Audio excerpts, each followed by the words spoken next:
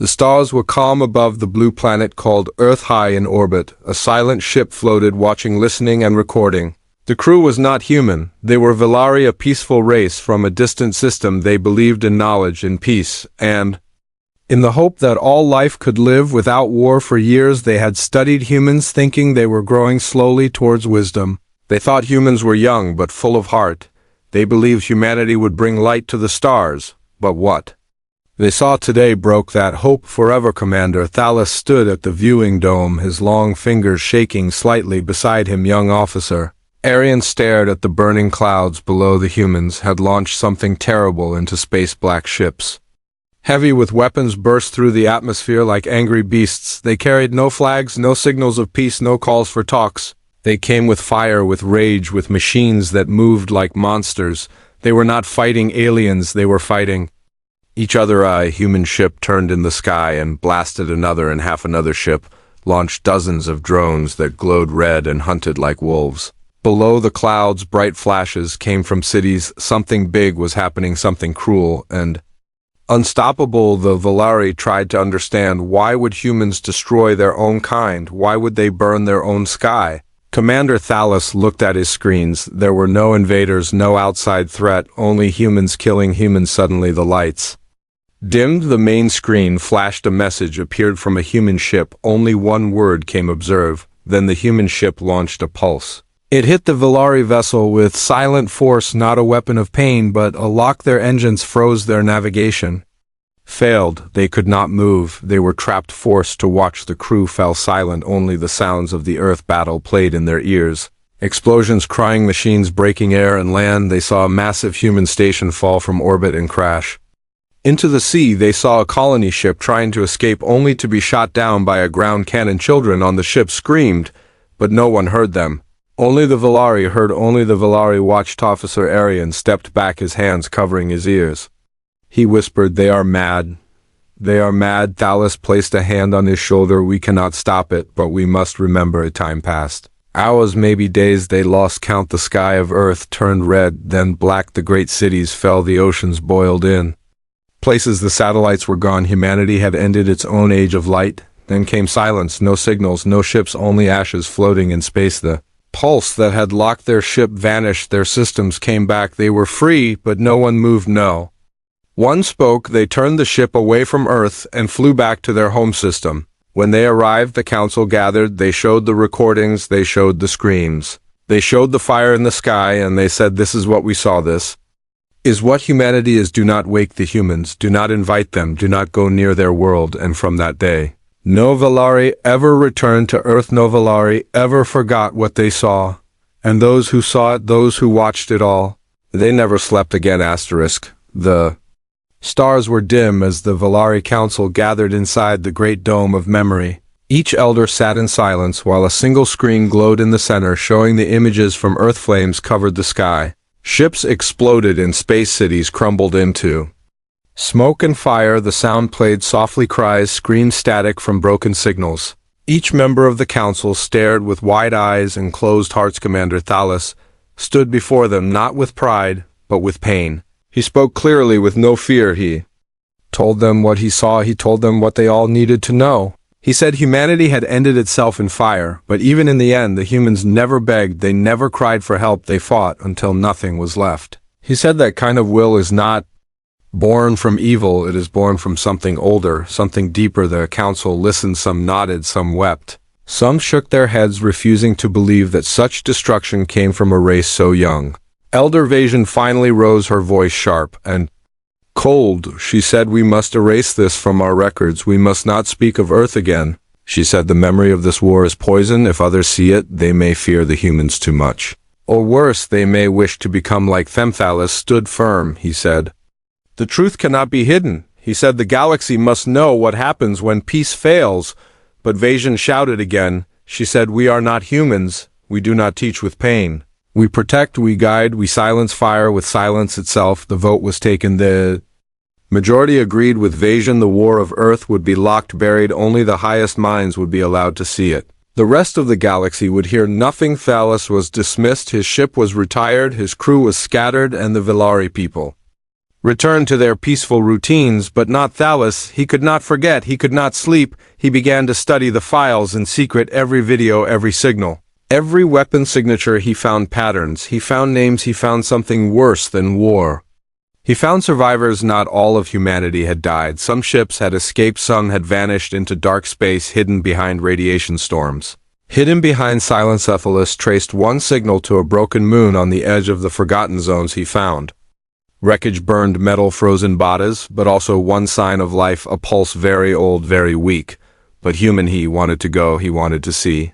But the council would not allow it, so he left without permission in a small science vessel. He flew through dead zones and black holes. He passed stars that screamed and nebulae that cried. He searched for weeks. Then he found Ida, broken human ship floating above the dead moon. Its lights were off, its body full of scars, but inside something moved. He entered. Slowly, air was thin, walls were cracked, signs of battle were everywhere. But then he saw here a human child, maybe 10 years old, sitting alone in a dark room, holding a faded photo of her family. Her eyes were tired, her skin pale, her body weak, but she was alive. She looked at Thalos without fear. She spoke in a soft voice. She asked, "Are you here to end me too?" Thalos knelt beside her. He said, "No. I am here to remember." He took her aboard his ship. He gave her food. He gave her light. He gave her hope. She told him her name. She told him stories.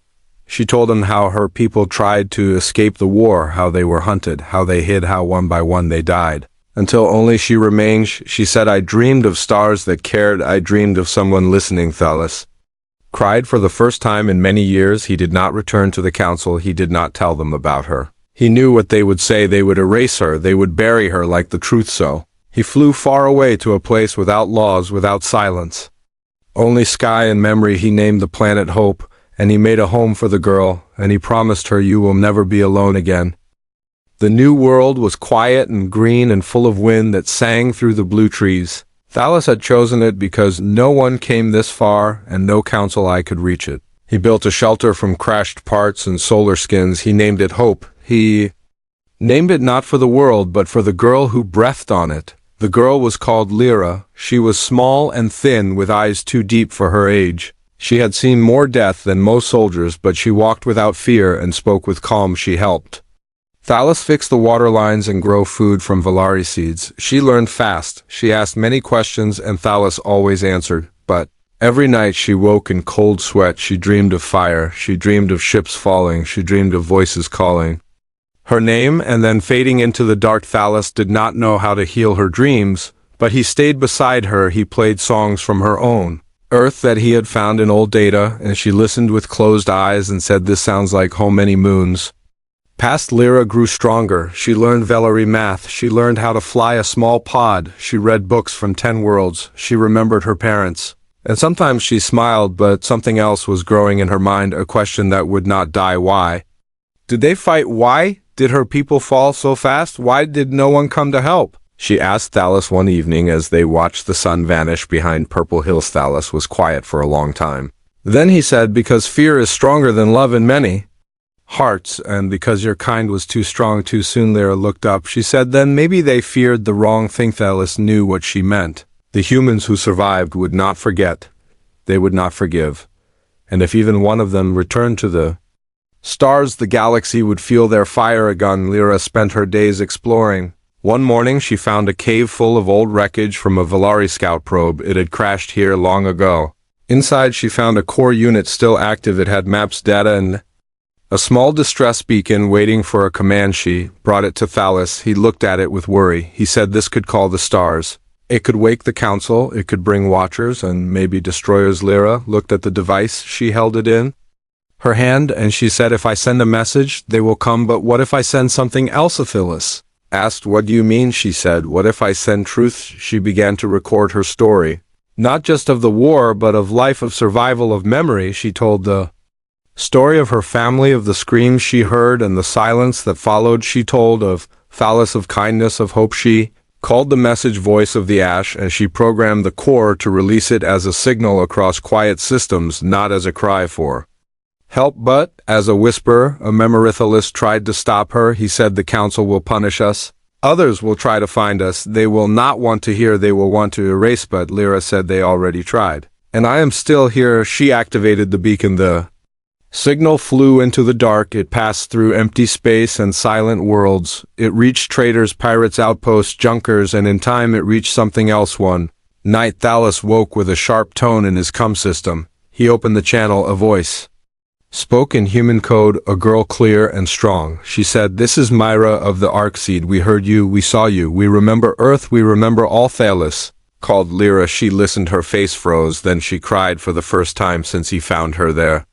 Were others, not many, but enough, hidden, scattered, waiting, and now they were coming. Asterisk. The stars had never been louder than they were after the message called Voice of the Ash began to move through space. It spread like a shadow of light passing through the cracks between systems, reaching ears that had long forgotten the name Earth. Some ignored it, some feared it, but others listened. And among them were those who remembered the old pain, the fire, the silence, the scream that ended a world in a broken sector beyond the reach of the Council. A group of old Earth vessels floated in hiding.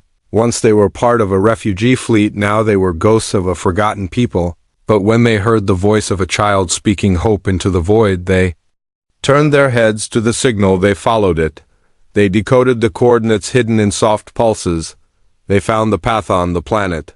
Hope. Lyra stood outside the shelter, staring at the sky every night, waiting for something new to appear. Thalos watched her and feared what might come. He knew the Council had long fingers and sharp eyes. He had hidden them well, but the galaxy was always listening, and now the whisper had become an echo. One morning, a small ship landed on the far ridge. It was human, old, scarred, but alive. Lyra ran to it. Before Thalos could stop her, the door opened with a hiss and 3 figures stepped out. 1 woman, 1 man, 1 child. The woman looked at Lyra with shaking hands. She said, "Your voice reached us. You gave us back our name." Lyra cried again, not from fear, not from sadness, but from something deeper. She was no longer the last. The humans who landed were not soldiers. They were seekers. They had followed the signal, not to fight, but to find, to remember, to connect. They shared stories, old Earth songs, fragments of history. They brought seeds from Earth plants and told Lyra of rivers and forests she had never seen. They spoke of others still out there, still hiding, still waiting for a sign, but the signal had awakened.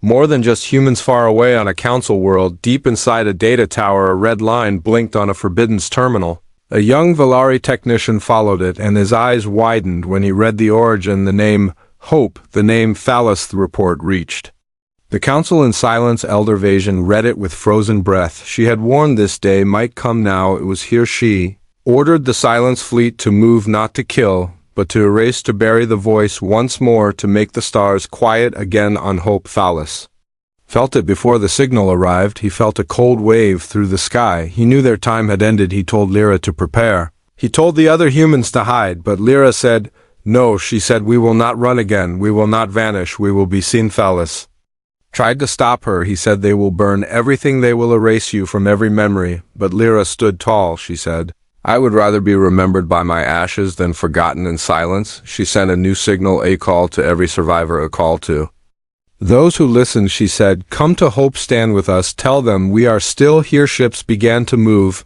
not just human, but others too. Races that had once traded with Earth, that had once believed in peace. They came not for war, but to witness. When the Silence Fleet arrived, they saw more than 1 girl and 1 outcast Valari. They saw dozens, then hundreds. Then ships that circled the sky in quiet warning. Elder Vasion sent a message to Thalos. She said, "Step away, give us the girl, give us the signal, and we will spare this." Thalos looked at Lyra. She said, "Tell her no." He sent back a single word, never, and the sky began to shift. The sky above the world named Hope had turned into a field of silent tension. The Silence Fleet of the Valari moved in with perfect lines and no sound. Each ship was painted white with smooth edges and no weapon ports showing, but every being watching knew what they were made for. They were built to end memory. They were designed to erase stories. And today they had come to erase a girl and a message. Lyra stood at the top of the hill, her eyes locked on the growing lights in the clouds. Beside her stood Thalos, whose heart ached with fear and pride, and behind them stood humans and others, traders from moons forgotten, wanderers from the fringe, small outlaws who once loved Earth music. They had all come not with weapons, but with presence. They made no threats. They sent no warnings. They simply waited and watched and refused to run inside The lead ship of the Silence Fleet Elder Vasion stood with her hands behind her back. She looked at the gathered ships. She saw old Earth signatures. She saw rebel tags. She saw neutral flags. But what disturbed her most was the unity. She sent one last signal to the surface. Her voice was calm but cold. Surrender the girl. Destroy the beacon. Return to the silence. Lyra stepped forward and sent her voice. Across all open channels she said, I was born in fire, but I live in light. I carry no weapon, only memory. If you are afraid of memory, then you are not the guardians of peace. You are its enemy. The words echoed across systems and far away other ears. Heard civilian watchers, archivists, free journalists, all began to record. Elder Vasion ordered a precision beam to disable the transmission. But something blocked it. A wall of small ships floated between the Velari fleet and the surface. Old transports, broken cruisers, even mining rigs, but together they formed a shield. Each one had a voice. Each one sent the same message. We are witnesses. We are not soldiers, but we are not blind. The Silence Fleet hesitated. They had never faced resistance without weapons. They had never been challenged by words alone. On the ground, Lyra turned to Thalas. She said, they will not shoot. Because if they do, they will prove us right. He nodded slowly and said, your parents would be proud, but the moment of peace did not last. A single Velari ship moved from the fleet. It broke formation and flew fast toward the shield, not on orders. But from Rajan's side was a younger commander named Garros. He believed silence was peace and fire was the tool to bring. I've launched a pulse beam without warning. The blast hit the outer rim of the shield. One human ship cracked. It began to fall. Inside was a boy named Rem, who had grown up in hiding and now faced the stars for the first time. Lyra saw it and ran to the landing field.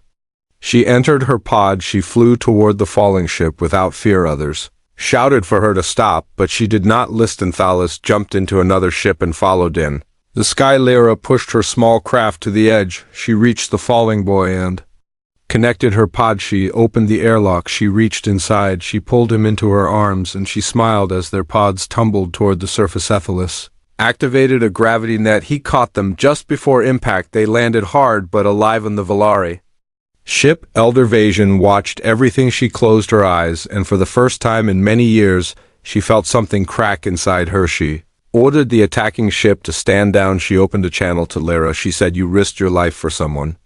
You did not know why. Lyra answered, because that is what humans do when they remember who they are. The feed went silent. Elder Vasion looked at the stars beyond the fleet. She saw not enemies, but reflections. She turned to her officers. She said, we are not here to erase, we are here to decide, and today we decide to listen. The light from the broken sky spread softly over the world, called hope, as if even the stars were holding their breath. The fires had not come, the weapons had not rained, and in the quiet that followed, something rare had appeared between fear and courage, a chance to speak. Lyra stood near the old signal tower, wrapped in dust and sunlight. Her voice had reached the far ends of space. Her actions had shaken the old walls of silence, and now the choice rested in the hands of the Velari.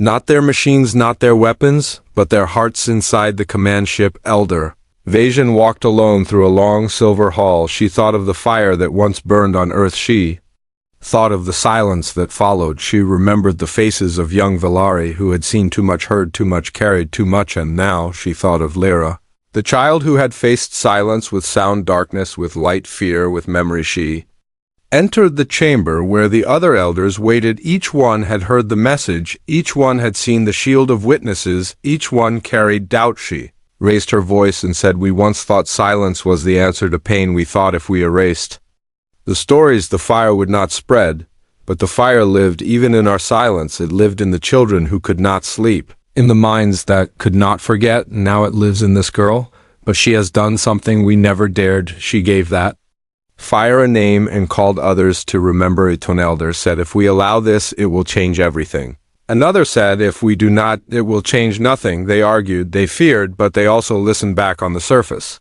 Thalas watched as ships landed. One by one, some were human, some were not, but all were drawn by the same thing, a message that refused to die. He looked at Lyra, who stood with her arms open as if greeting every shadow with a promise. She was no longer the last, she was now a beginning. Among the ships that landed was one small and silent. Its markings were old, its hull damaged, its systems barely alive, but inside was a man named Kale, who had once fought in the last war of Earth, he had seen the skies burn, he had lost his family, and he had chosen exile over madness. When he stepped out and saw Lyra, he dropped to his knees. He whispered, "You survived."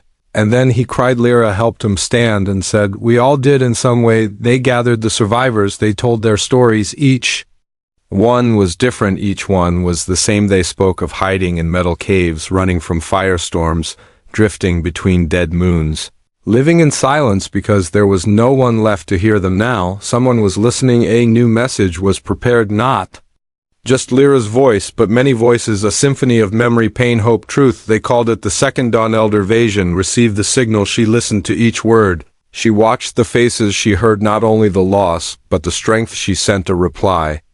Not from power, but from presence. She said, "We once feared your fire, but now we see it can warm as well as burn." She did not promise peace. She did not erase the laws, but she opened a path. The council would no longer hunt the voices. They would no longer silence the signal. They would watch, and they would learn. Hope became more than a name. It became a meeting place, a world of stories, a home for those without stars. Tholis watched it grow. He planted new trees beside the old wreck. He taught young ones the language of stars. He walked with Kale and spoke of past days. He looked at Lyra and saw a future one. Night, as the wind moved gently and the lights above danced, Lyra sat beside a fire. She looked up and said, "We are still here," and Thalos replied, "Yes, and now they know."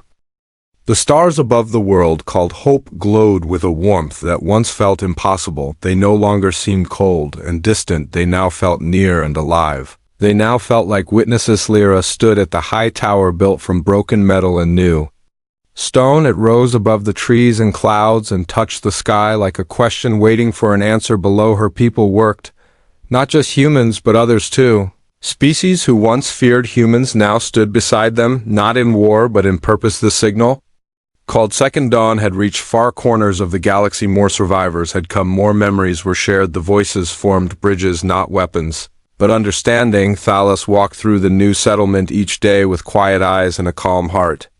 He was no longer the outcast. He was now the elder, the one who chose memory over silence, truth over fear. He spent time with the young. He told them stories of the old earth, of oceans that danced with light, of cities that reached for clouds, of a world that burned not because it was evil, but because it had forgotten to listen. Among the new arrivals was a being from the Solari race. They had once closed their borders when the human war ended, but now one of their own came, not with shields, but with gifts. She brought star seeds, tiny crystals that could grow light from air. She planted them across Hope. And at night the ground glowed like the sky above. It was as if the stars had come down to touch the soil. One evening a ship appeared, with markings not seen before. Its shape was smooth like water. Its energy was clean and steady. From it stepped an envoy from a council far beyond. The Valerithi had heard the message. They had watched the responses. They had seen what silence created and what truth healed. They asked to speak with Lyra. She met them not as a child, but as a voice of a people once lost. She told them what happened, not just the war, but the forgetting. She said the greatest weapon was not fire, it was silence, and the only way to fight it was to speak. The envoy listened, and before they left, they said, "We carry your words to those who still live in shadows." Hope became a place of passage. Ships came and went, not for war, but for stories. They built a hall called the Archive. Inside it, the walls sang, not with music, but with memory. Anyone could walk in, anyone could share. No story was too small. No pain was too late. Kale, the old soldier, began teaching. He showed the young how to survive, but more than that, he showed them how to forgive. He walked with those who once hated humans, and told them hatred is only strong when you feed it alone. One day, the stars shifted again. A signal came from deep space. It was weak and broken, but it carried one word: Earth. Lyra sat beside the beacon tower and listened. She closed her eyes and saw her mother's face. She saw the sky falling. She saw the flame. Then she opened her eyes and said, "We go home." A group was formed, not to take but to see. They prepared a ship built from parts of many kinds. It carried flags from no world, only a symbol of fire wrapped in light. Thalos stayed behind. He said, "This is your step, not mine." But he gave them a gift, a crystal from the first Valari tree ever planted on Hope. He said, "Plant this where your people first stood. Let it grow where the sky once burned." Lyra hugged him and said, "We are not your burden, we are your bridge." The ship launched into the stars. It carried humans who had never seen Earth, aliens who wanted to learn in dreams. Born from Firehope watched them vanish into the dark, not with fear, but with pride. Because once there was only silence, now there was a voice, once there was only ruin.